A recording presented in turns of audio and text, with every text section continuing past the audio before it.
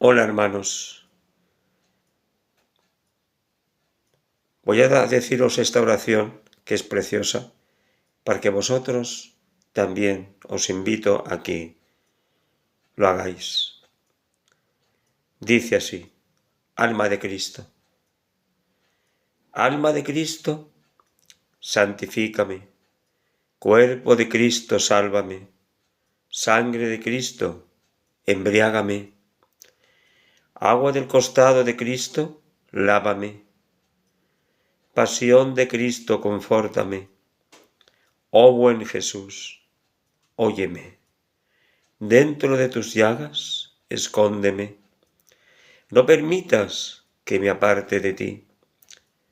Del maligno enemigo, defiéndeme. En la hora de mi muerte, llámame y mándame ir a ti. Para que con tus santos te alabe por los siglos de los siglos. Amén. Que Dios os bendiga, hermanos.